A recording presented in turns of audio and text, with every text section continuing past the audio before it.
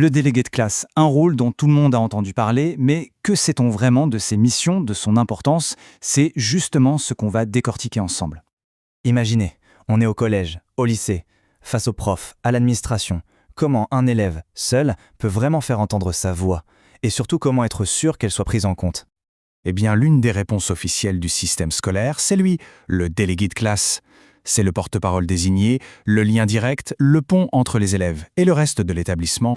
Pour bien comprendre ce rôle, on va suivre un plan en 4 étapes. On verra d'abord ce que ça veut dire, être la voix des élèves.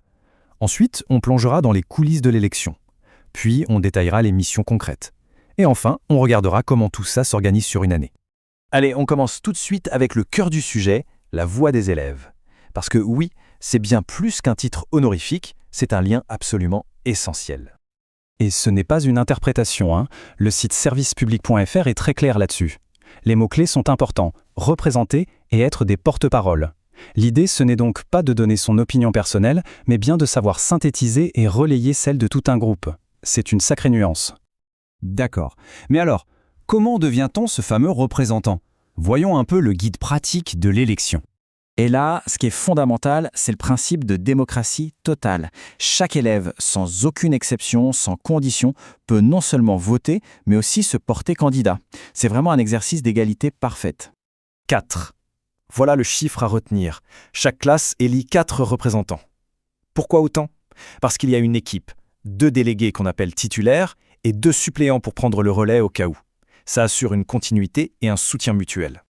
Et attention, cette élection, c'est du sérieux. C'est une vraie leçon de démocratie en miniature. Il y a la présentation des candidats pour que le choix soit éclairé, le vote se fait à bulletin secret pour garantir la liberté de chacun, et le tout se déroule en 2 tours pour donner une vraie légitimité aux élus.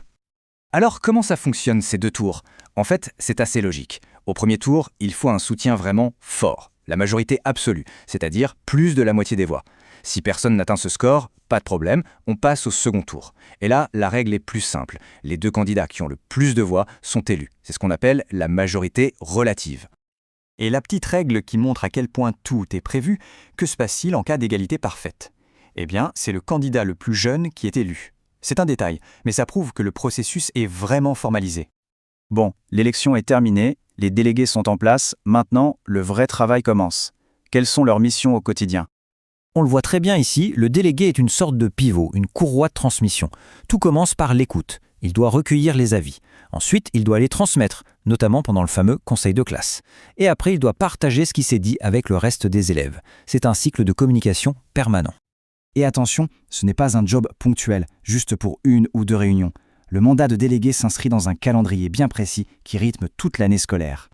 On voit que le rythme est donné dès la rentrée. Tout doit aller très vite, les élections et la première grande réunion doivent avoir lieu avant la fin de la 7e semaine de cours. L'objectif est clair, il faut que les délégués soient opérationnels le plus vite possible. Et cette assemblée générale, c'est un moment vraiment clé. C'est là que les délégués de toutes les classes se retrouvent. Ils peuvent parler des problèmes qui concernent tout l'établissement, pas seulement leur classe. Et c'est aussi là qu'ils vont élire leurs propres représentants pour des instances encore plus importantes, comme le conseil de discipline. Là, la représentation des élèves change carrément d'échelle.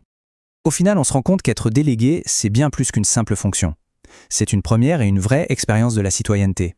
C'est une occasion unique d'apprendre à écouter, à argumenter, à défendre un point de vue collectif. Une responsabilité qui, mine de rien, prépare peut-être à celle de demain. Alors la question se pose, qui est prêt à se lancer?